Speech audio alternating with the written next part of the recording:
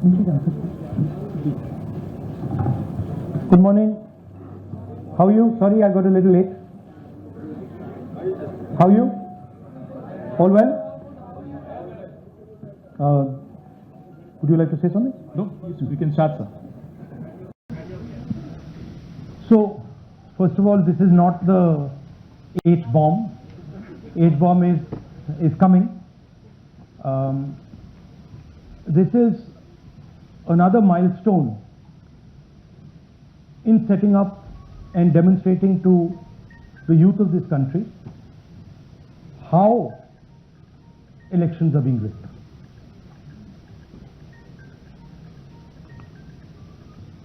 So I'm going to make a claim here, very strong claim, about C.C. Gyanesh Kumar. And this is not something I'm saying lightly. I'm the leader of the opposition in the Lok Sabha. This is something I'm saying after solid proof that I'm going to show you, the youth of India, the people of India today. Proof that is black and white, absolutely clear, that the Chief Election Commissioner of India is protecting the people who have destroyed Indian democracy. I'm also going to show you the method by which votes are being added and deleted, and I'm going to show you how they are done, how that is done. In election after election, someone, some force, some group of people has been systematically targeting millions of voters for deletion across India. This is something that we've heard again and again and again. Different communities, mainly communities that are voting for the opposition, Dalits, Adivasis, minorities, OBCs, are specifically targeted. We had heard this many times, and now we found 100% proof of it. Please understand, I am not going to say anything on this stage that is not backed up by 100% proof. I am somebody who loves my country. I love my constitution. I love the democratic process, and I am protecting that process. And so I'm not going to say anything here that is not going to be based on 100% proof that you can determine. The burden of the judgment is yours. I am going to lay the proof in front of you. You will see it and say, actually, this is pretty solid proof. Aland is constituency in Karnataka, 6,018 votes. Somebody tried to delete 6,018 votes. We don't know the total number of votes that were deleted in Anand in the 23 election. They are much higher than 6,018, but somebody got caught deleting 6,018 votes.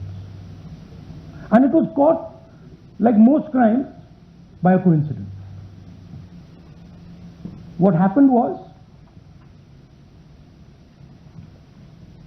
the booth level officer there noticed that her uncle's vote was deleted. And so she checked who deleted her uncle's vote, and she found that it was a neighbor. पड़ोसी ने uncle का vote delete किया था. उसने जाके पड़ोसी से पूछा कि आपने मेरे अंकल का वोट क्यों डिलीट किया. पड़ोसी ने कहा, मैं तो जानता ही नहीं, मैंने तो कुछ वोट डिलीट ही नहीं किया. Neither did the person deleting the vote know, nor did the person whose vote was deleted know. Some other force hijacked the process and deleted the vote. And as luck would have it, got caught. What does the operation look like? In Aland, 6,018 applications were filed impersonating voters. The people who filed these applications actually never filed them. And we will show you evidence of that on this stage. The filing was done automatically using software. We will show you that. Mobile numbers from outside Karnataka, from different states, and you can see on the map, from different states were used. Delete numbers in Anand, and it was done targeting Congress voters. So this was not random. We will show you again that these deletions were specifically targeting booths where the Congress party was winning. Here is example number one, lady called Godabai. Someone created fake logins, deleted 12 voters, attempted to delete because then this was stopped. So she has no idea. These were the cell phone numbers that were used to delete these people. These are not from Karnataka. These numbers are from different states. You can see here.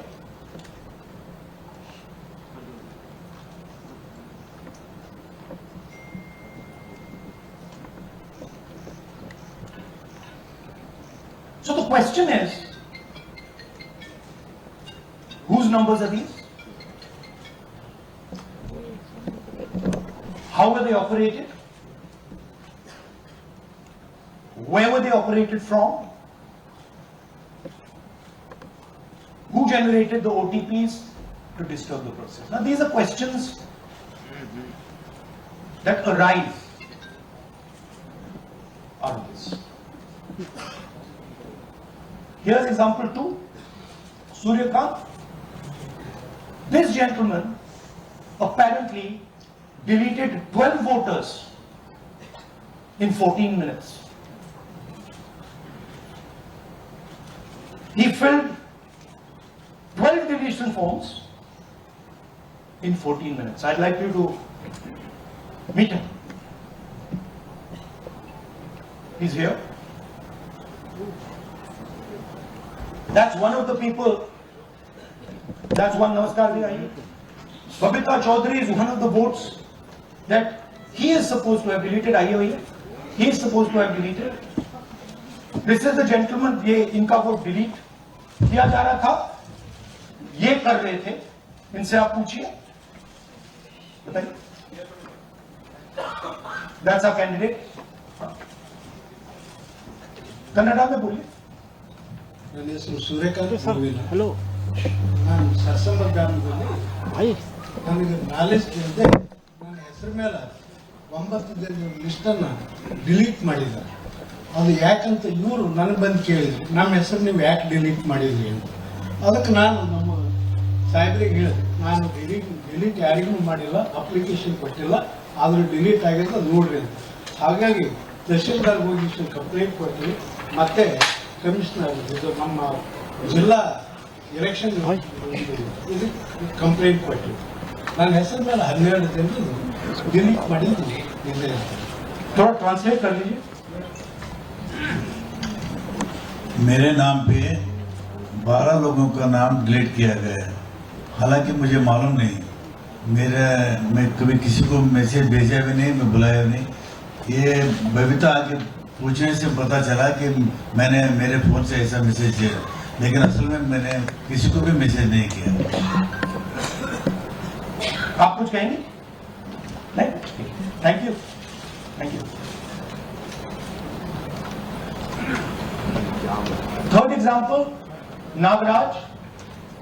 2 applications filed and submitted in 36 seconds. Please try and fill these forms and see how long it takes you. Try and fill. And I ask the youth of India, try it. Try and fill the form, 2 forms in 36 seconds. You'll see the answer to this question. Notice also what time this gentleman fills the form. For some reason, he gets up at 4:07 in the morning and suddenly fills 2 forms in 38 seconds.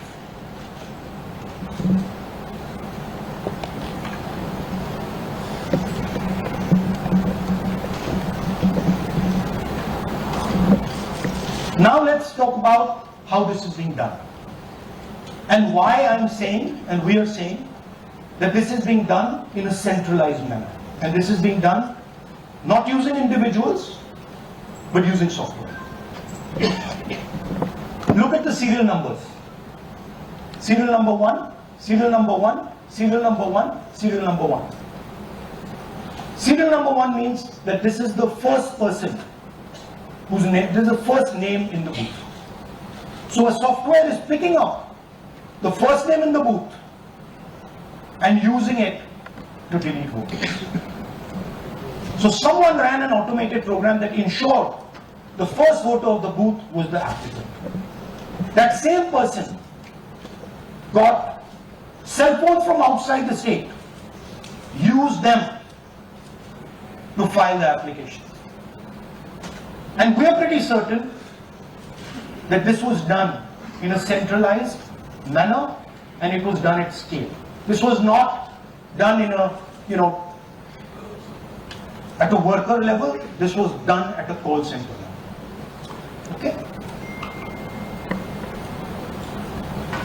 Targeted deletions in strong Congress booths. The top 10 booths with maximum deletions are Congress strong booths. Congress won 8 out of 10 booths in 2018. This was not a coincidence. This is a planned operation. Now, let's come to why I'm making such a direct accusation about this gentleman, Yanish Kumar. There is an ongoing investigation on this matter in Karnataka. The CID of Karnataka has sent 18 letters in 18 months.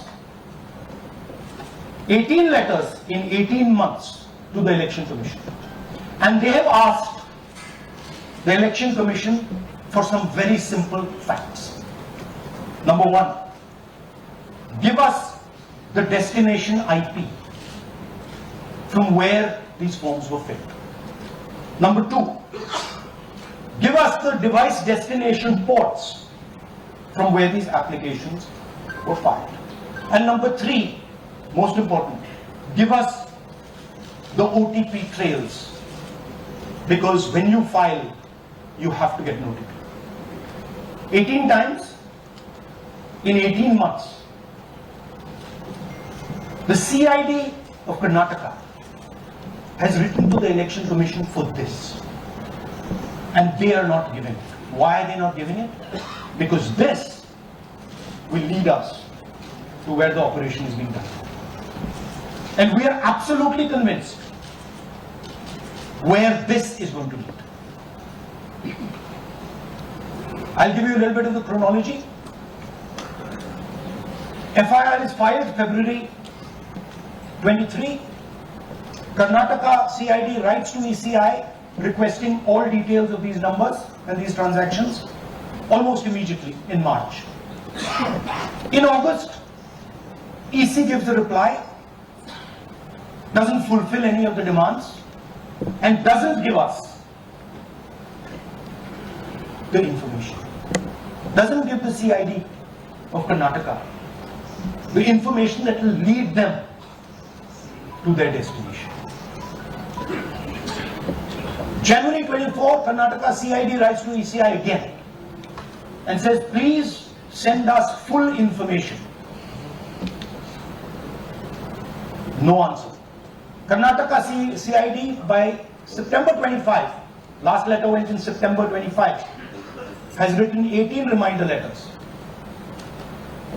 While this is going on, the CEC of Karnataka writes to the Election Commission in Delhi and says, there is a matter. Please provide this information. And the CEC of Karnataka multiple times asks the Election Commission No answer. Now this is absolute solid proof that Gyanesh Kumar is protecting the people who are doing this. This is also absolute solid proof, what I've shown you, that this is being done in a centralized way, this is being done at scale, and this is being done using large resources. Question is, who is the someone?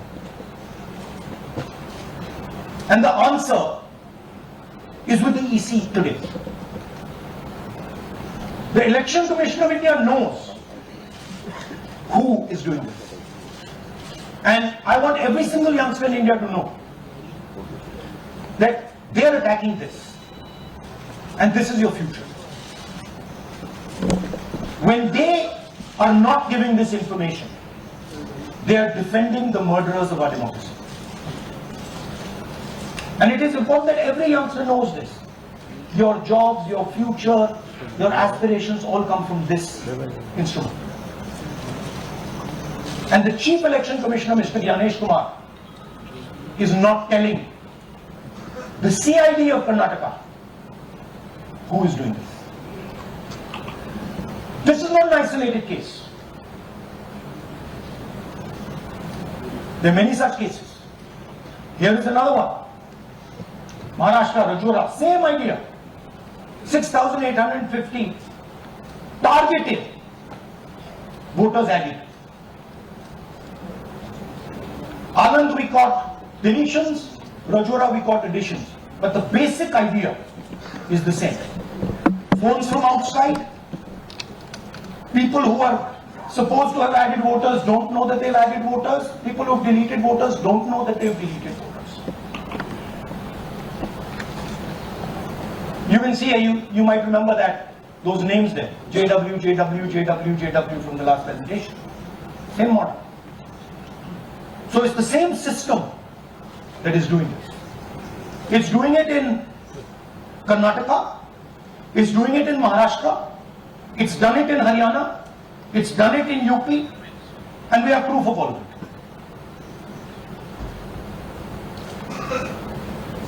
it. Names are being filled. Addresses, the address is Sasti, Sasti, Sasti, Sasti. Name is UQ, JJW.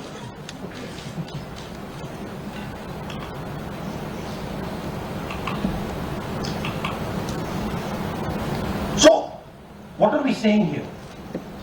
That the Chief Election Commissioner of India, Gyanesh Kumar, needs to stop protecting the people who are destroying Indian democracy. We have given you 100% bulletproof proof here. It cannot be doubted. You have seen it with your own eyes. Right? EC has to release this data of these phones, these OTPs, within a week. Otherwise, we will know for sure that Gyanesh Kumar is protecting the people who are destroying and attacking the Constitution. Thank you. धन्यवाद. हिंदी में बोले? हाँ हिंदी में बोल दीजिए. नहीं, reverse कर दीजिए. पूरा हिंदी में बोल देता हूँ. देखिए, ये एच बॉम्ब तो नहीं है. एच बॉम्ब आ रहा है, हाइड्रोजन बॉम्ब आ रहा है. ये एक और उदाहरण है वोट चोरी का. पिछली बार मैंने आपको एडिशंस के बारे में बताया था. ये हम आपको डिलीशंस के बारे में दिखा रहे हैं, और सबूत के साथ हम आपको दिखाएंगे कि ये जो डिलीशंस हुए हैं ये सेंट्रलाइज तरीके से कॉल सेंटर के प्रयोग करके, सॉफ्टवेयर के प्रयोग करके किए गए हैं.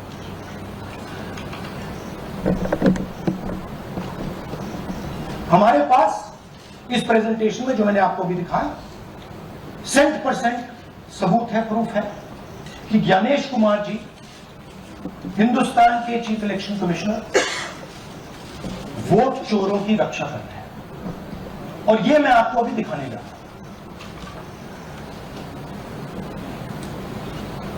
हर इलेक्शन में हमें रिपोर्ट आती थी कि वोटर्स डिलीट हो रहे हैं, कांग्रेस वोटर्स डिलीट हो रहे हैं, ऑपोजिशन के वोटर्स डिलीट हो रहे हैं, दलित वोटर्स डिलीट हो रहे हैं, आदिवासी हो रहे हैं, माइनॉरिटी वोटर्स डिलीट हो रहे हैं, ओबीसी वोटर्स डिलीट हो रहे हैं। मगर जब डिलीट होते हैं ऑपोजिशन के ही होते हैं। कर्नाटक में आलम कंस्टिट्यूएंसी है, यहां पे चोरी पकड़ ली, कोइंसिडेंस से पकड़ी। वहां की जो बीएलओ थी उसने देखा कि उसके रिश्तेदार को डिलीट कर दिया गया।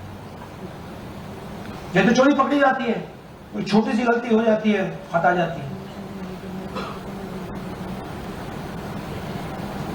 अलंग में 6018 वोटर्स डिलीट हुए, उसमें से इनकी रिश्तेदार, उन्होंने पता लगाया कि मेरे रिश्तेदार को डिलीट किसने किया। पता लगा कि पड़ोसी ने रिश्तेदार को डिलीट किया। बीएलओ ने जाके पड़ोसी से पूछा कि भाई आपने मेरे रिश्तेदार को क्यों डिलीट किया? पड़ोसी ने कहा मैंने तो नहीं किया। बीएलओ सस्पिशियस हो गई, शक पड़ा, उसने प्रोसेस चालू कर दिया।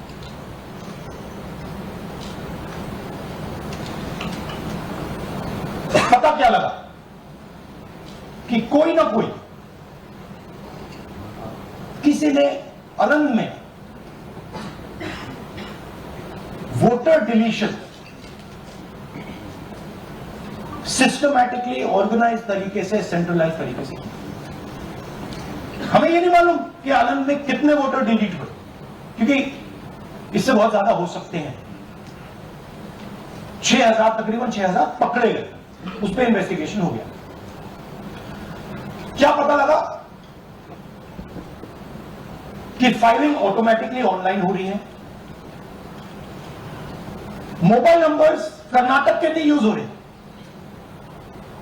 मोबाइल नंबर दूसरी स्टेट के यूज हो रहे। इनफैक्ट कर्नाटक के नंबर थे ही नहीं उसमें। मतलब आप दिल्ली में बैठे डिलीट कर रहे हो, आपका नंबर तमिलनाडु का है। आप गुड़गांव में डिलीट कर रहे हो, आपका नंबर झारखंड का है। और जब हम चेक कर रहे हैं कि भैया आपका नंबर है, तो आपका नंबर है ही किसी और का नंबर, और टारगेट करके कांग्रेस वोटर्स को डिलीट किया। ये गोदाबाई जी है, इनके नाम पर 12 वोटर्स डिलीट किए गए। इनको मालूम ही नहीं, इनको पता ही नहीं कि इन्होंने 12 वोटर्स डिलीट किए। ये सारे के सारे जो नंबर्स हैं, ये कर्नाटक के नंबर्स नहीं है, ये अलग अलग स्टेट्स के नंबर्स हैं। और इन नंबर्स को आप फोन करके देखिए, रिप्लाई नहीं आता है।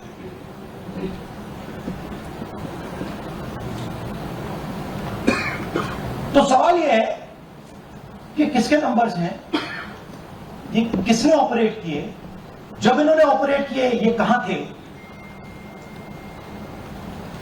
आईपी एड्रेस क्या था, ओटीपी कैसे जनरेट हुआ, कहां गया, ये सवाल है।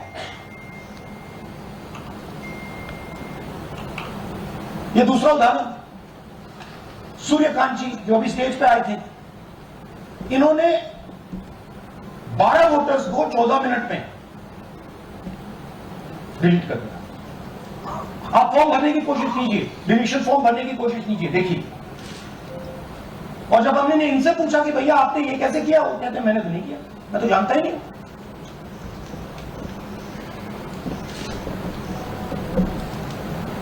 बबीता चौधरी जी का इन्होंने एक नाम डिलीट किया, यहां खड़ी है बबीता जी, यहां है, सूर्यकांत जी यहां है। आ जाइए जरा स्टेज पे, एक सेकंड आ जाइए, ये दोनों खड़े हैं यहां पे, सूर्यकांत जी, बबीता जी।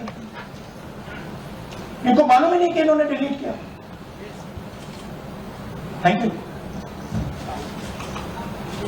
नागराज जी, इन्होंने 2 एप्लीकेशन 36 सेकंड में फाइल कर दी, और मजे की बात देखिए, ये 4 बजे सुबह उठ के फाइल कर रहे हैं। पता नहीं क्या हुआ, 4 बजे सुबह कहा कि भैया मैं 2 वोटर को डिलीट कर दूंगा, और कितने 36 सेकंड में डिलीट करने फिर सो गए।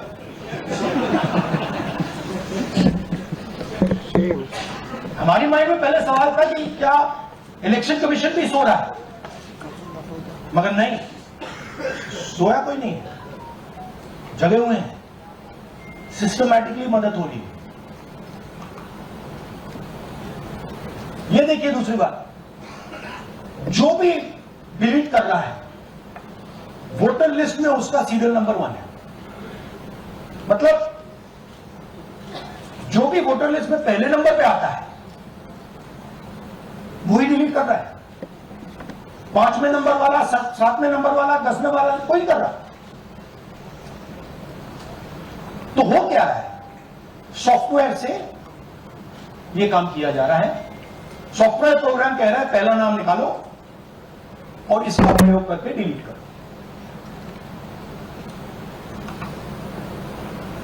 टारगेटेड डिलीशंस हो रहे हैं। कांग्रेस पार्टी पर आनंद ने अटैक किया। टॉप 10 बूथ्स जहां सबसे ज्यादा कांग्रेस की स्ट्रेंथ थी वहां टारगेट किया, और 2018 में पिछले इलेक्शन में 10 में से 8 बूथ कांग्रेस पार्टी जीती, और इन 8 में से इन्होंने 6000 लोग उड़ाने की कोशिश की। ये कोइंसिडेंस नहीं था, ये प्लान था, और ये सेंट्रलाइज तरीके से किया जा रहा है। अब मैंने बहुत बड़ी बात बोली,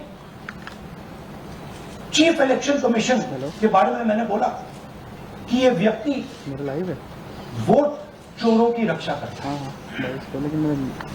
जो भी मैं यहां बोल रहा हूं 100% प्रूफ के साथ, सबूत के साथ बोल रहा हूं। ठीक है। और मैं अभी आपको दिखाना चाहता हूं कि मैं ये शब्द क्यों बोल रहा हूं और किस बेसिस पे बोल रहा हूं। आपको अपनी आंखों से ये दिखेगा। कर्नाटका सीआईडी ने केस चालू किया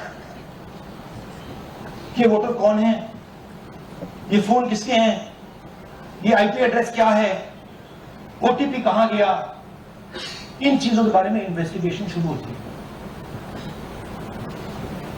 कर्नाटक सीआईडी ने हिंदुस्तान के इलेक्शन कमीशन को 18 चिट्ठियां लिखी। हमें आप ये इंफॉर्मेशन दीजिए, बिल्कुल क्लियर है, डेस्टिनेशन आईपी दीजिए, डिवाइस डेस्टिनेशन पोर्ट दीजिए, ओटीपी ट्रेल दीजिए, फोन नंबर्स दीजिए, फोन नंबर्स के मालिकों के नाम दीजिए। क्लियरली पूछा है, नो आंसर। 18 चिट्ठी CID Karnataka, no answer from chief election commission, no answer from election commission. Timeline देखिए, वो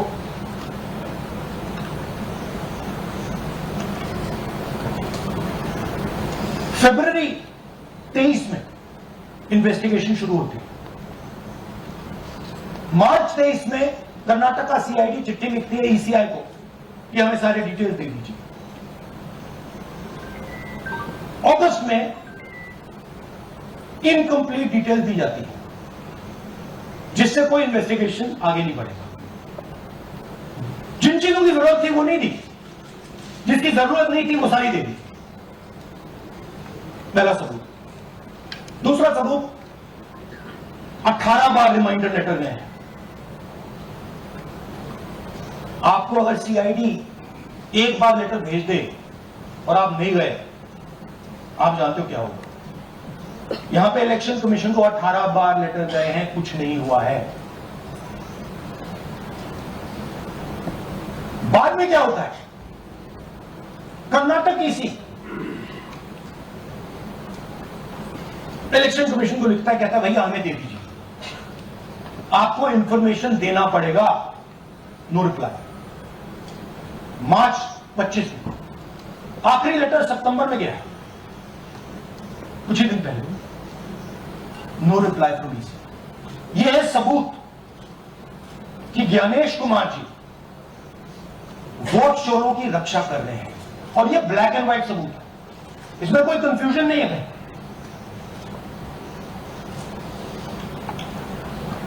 तो सवाल उठता है, ये है कौन जो सेंट्रलाइज तरीके से कॉल सेंटर के प्रयोग से, सॉफ्टवेयर से अलग अलग प्रदेशों में वोट डिलीट कर रहे हैं, ऐड कर रहे हैं। इलेक्शन कमीशन जानता है, ज्ञानेश कुमार जी जानते हैं। अच्छा, ये सिर्फ आनंद में नहीं हुआ, ये अलग अलग कंस्टिट्यूएंसीज में हुआ है। आनंद में लीगल प्रोसेस चालू हो गई, पकड़ लिया। यहां महाराष्ट्र में उसी मोडस ऑपरेंडी से, उसी सिस्टम से यहां पे वोट ऐड हुए। आनंद में डिलीट, रजौरा में एडिशन, 6850।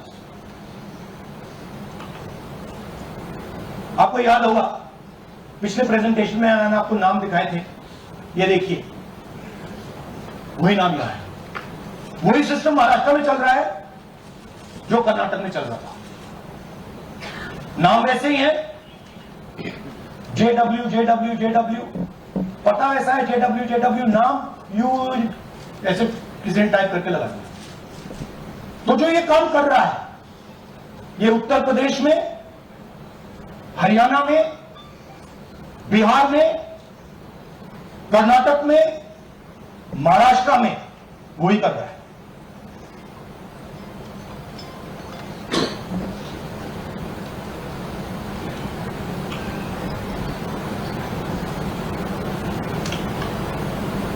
तो हमारी डिमांड है, ज्ञानेश कुमार जी, आप अपना काम कीजिए। आपने ओथ लिया है, आप हिंदुस्तान की चीफ इलेक्शन कमिश्नर हैं। आपसे कर्नाटक की CID सबूत मांग रही है।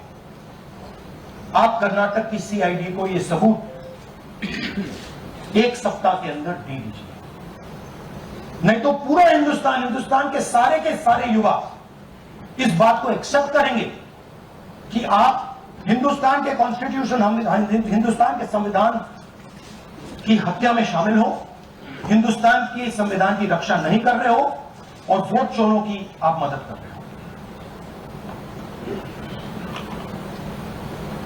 Thank you. और थोड़ी देर में हम आपको हाइड्रोजन बॉम्ब दिखाने जा रहे हैं। नहीं, आज नहीं, थोड़ी देर में उसकी प्रिपरेशन चल रही है, क्योंकि हम देखिए, मैंने टीम से कहा है कि अगर मैं स्टेज पे जा रहा हूं, ब्लैक एंड व्हाइट प्रूफ नहीं होगा, मैं नहीं जाऊंगा। अगर ब्लैक एंड व्हाइट प्रूफ होगा, जो कोई मतलब उसको निगेट नहीं कर सकता, मैं जाऊंगा। मैं देश के कॉन्स्टिट्यूशन की रक्षा कर रहा हूं, संविधान की रक्षा कर रहा हूं, मैं लोकतंत्र की रक्षा कर रहा हूं, और मैं सच्चाई आपके सामने रख रहा हूं। बहुत बहुत धन्यवाद, नमस्कार, जय हिंद। सर, 3 सवाल। PTI से संजीव चोपड़ा। या राहुल जी, दिस साइड। या राहुल जी इधर। हाँ, लेफ्ट है? You right. Hello Rahul ji, आज आपने नया खुलासा किया है कि कैसे वोट चोरी हो रही है। आपने पहले भी महादेवपुरा के बारे में बताया कि कैसे एडिशंस हो रही हैं, आपने बताया कैसे डिलीशंस हो रही हैं। लेकिन देखने में ये आ रहा है कि इलेक्शन कमीशन इस पर कोई एक्शन नहीं ले रहा, और आगे चल के वो तैयारी कर रहे हैं पूरे देश में SIR लाने की। तो आप इस मुहिम को आगे कहां तक ले जाएंगे, और SIR के बारे में क्या करने वाले? देखिए, हम आपके सामने क्रिमिनलिटी रख रहे हैं, हमारा काम आपके सामने सच्चाई रखने का है, और हम रख रहे हैं। हिंदुस्तान में दूसरे इंस्टीट्यूशन भी हैं, सिर्फ इलेक्शन कमीशन नहीं है, लीगल सिस्टम है, उनको भी इन चीजों को देखना चाहिए। यहां पे हम चीफ इलेक्शन कमिश्नर के बारे में ब्लैक एंड व्हाइट कह रहे हैं। आपने कहा कि हमने एडिशन डिलीशन दिखाया, पहले प्रेजेंटेशन में मैंने एडिशन दिखाया था, अब हमने डिलीशन दिखाया है, मगर हमने एक और चीज जोड़ दी, एडिशन और डिलीशन का सिस्टम, उसका स्ट्रक्चर, उसका तरीका, और हमने ये दिखाया है कि जो डिलीट कर रहा है जो ऐड कर रहा है महाराष्ट्र में, कर्नाटक में, यूपी में, वही क्या है, एक ही फोर्स। हमने आपको वो एड्रेसेस दिखाए। Same system is being used in Maharashtra, is being used in Karnataka, is being used in Uttar Pradesh, is being used in Haryana. Same people are doing it.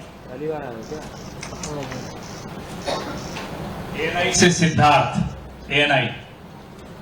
Sir, this side, sir. Sir, on your left, sir. On your left. This side, sir, on your left. Sir, मेरा आपसे सवाल ये है कि जब आप कह रहे हैं कि ज्ञानेश कुमार जो चीफ इलेक्शन कमिश्नर है उन्हें पता है ये कौन कर रहा है और ये पॉलिटिकल फायदा जरूर किसी को हो रहा है, आप कह रहे हैं कांग्रेस के ग्रुप के ऊपर ही सारे वोट्स डिलीट किए जा रहे हैं, तो वो कौन लोग आपके हिसाब से हैं जिनको ये फायदा पहुंच रहा है, पहला। और दूसरा ये वो आपने एक हफ्ते का समय दिया है, जब आपने एक हफ्ते का समय दिया तो क्या एक हफ्ते बाद आप इसको आगे कैसे इनिशिएट करेंगे? क्या आप लोग कोर्ट का रास्ता अपनाएंगे या और कोई हायर एजेंसी से इस बात की डिमांड करेंगे? क्योंकि ये ऑर्गेनाइज्ड तरीके से क्राइम दिखाई दे रहा है जो आप बता रहे हैं, अगर आपकी बात के ऊपर जाए। देखिए, फ्रैंकली ये जो मैं यहां कर रहा हूं ये मेरा काम नहीं। मेरा काम डेमोक्रेटिक सिस्टम में पार्टिसिपेट करने का है। मेरा काम डेमोक्रेटिक सिस्टम की रक्षा करने का नहीं, वो काम हिंदुस्तान के इंस्टीट्यूशंस का है। वो काम वो नहीं कर रहे हैं, इसलिए मैं कर रहा हूं। अब मैं आपको यह कह सकता हूं कि हमने आपको 2 बार सबूत दिखाया है और जब हम ये प्रेजेंटेशन खत्म करेंगे, इसमें लगेंगे 2-3 महीने, जब हम ये खत्म करेंगे आपके माइंड में कोई डाउट नहीं होगा कि हिंदुस्तान में state after state, Lok Sabha after Lok Sabha चोरी हो। तो मेरा काम सच्चाई दिखाने का है। मैं हिंदुस्तान की जनता को, हिंदुस्तान के युवाओं को सच्चाई दिखा सकता हूं। यह मेरा काम है। उनकी जो इंटरेस्ट है, क्योंकि ये जो कॉन्स्टिट्यूशन है ये हिंदुस्तान की जनता का रखवाला है, प्रोटेक्टर है, और मैं इसकी प्रोटेक्शन कर रहा हूं। इसकी प्रोटेक्शन करने का काम हिंदुस्तान के इंस्टीट्यूशंस का है, हिंदुस्तान के ऑपोजिशन लीडर का नहीं है, मगर इंस्टीट्यूशंस नहीं कर रहे हैं। अच्छा, एक इंटरेस्टिंग बात आई है जो मैं आपको बताना चाहता हूं कि इलेक्शन कमीशन के अंदर से हमें मदद मिलनी शुरू हो गई। मैं साफ बोल देता हूं, इलेक्शन कमीशन के अंदर से, पहले नहीं हो रहा था, अब इलेक्शन कमीशन के अंदर से इंफॉर्मेशन आ रही है। ये रुकेगा नहीं, ये रुक नहीं सकता है, क्योंकि हिंदुस्तान की जनता इस बात को एक्सेप्ट नहीं करेगी। एक बार हिंदुस्तान की जनता को, हिंदुस्तान के युवाओं को पता लग गया कि वोट चोरी हो रही है, उनकी शक्ति लग जाएगी। आईएएनएस से आलोक झा। इस तरह से नहीं प्लीज। आईएएनएस से आलोक झा। वो भी मैं आपको दिखा दूंगा, वो भी मैं आपको प्रूफ के साथ दिखा दूंगा, है हमारे पास। हाइड्रोजन बम में राहुल जी, हाइड्रोजन बॉम्ब में ब्लैक एंड व्हाइट है। मैं फाउंडेशन लगा रहा हूं, मैं फाउंडेशन क्रिएट कर रहा हूं, है हमारे पास। मैं स्टेज पे बिना प्रूफ के नहीं चलूंगा, बता रहा हूं। राहुल जी, ऐसे ऐसे मत पूछिए please. Last question. Rahul ji, IANS से आलोक झा। राहुल जी इधर। आपने कहा आपके पास आलोक झा इधर सर। कहाँ है? हाँ। आपने कहा सर कि आपके पास पुख्ता सबूत है, ब्लैक एंड व्हाइट सबूत है, तो क्या अगर ईसीआई अभी जवाब नहीं देती है तो कोर्ट का रुख करेंगे, ये ऑप्शन है आपके पास? देखिए, मैंने कहा कि मेरा काम as opposition leader normal situation में मेरा काम ऑपोजिशन का रोल है, सरकार पे प्रेशर डालने का रोल है। मेरा काम हिंदुस्तान के लोकतंत्र को बचाने का नहीं है। मैं वो काम कर रहा हूं, इस स्टेज पे मैं वो काम कर रहा हूं। तो मेरी सोच है कि as a patriotic Indian, as somebody who loves India, who loves the constitution, it is my duty to put the truth in front of the people. अब अगर हिंदुस्तान के इंस्टीट्यूशंस कुछ करना चाहते हैं, वो करेंगे। उनमें भी बहुत लोग, जैसे मैंने आपसे कहा, मैं सरप्राइज होना हूं, इलेक्शन कमीशन से लोग आए, इंफॉर्मेशन दे रहे हैं और बढ़ रहा है।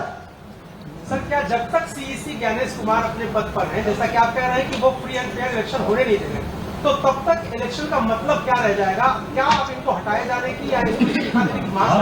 तो आप इमेजिन कीजिए, और ये शॉकिंग बात ये है कि ये अभी शुरू नहीं हुआ, ये 10-15 साल से चल रहा है। ये सिस्टम है, ये स्ट्रक्चर है। हिंदुस्तान की जो डेमोक्रेसी है वो हाईजैक हो गई है। राहुल जी, इसकी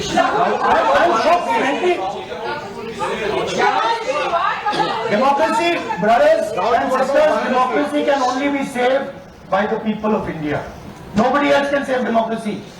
Rahul Gandhi can come here and say something and say this is the truth. But the people of India, who I believe in, who I love, can do it. The day the people of India realize that आपका जो लोकतंत्र है, आपका जो संविधान है, वो आपसे चोरी हो गया है, उस दिन काम हो जाएगा। Thank you. If you like this video, then like, share and subscribe to Mirror Now.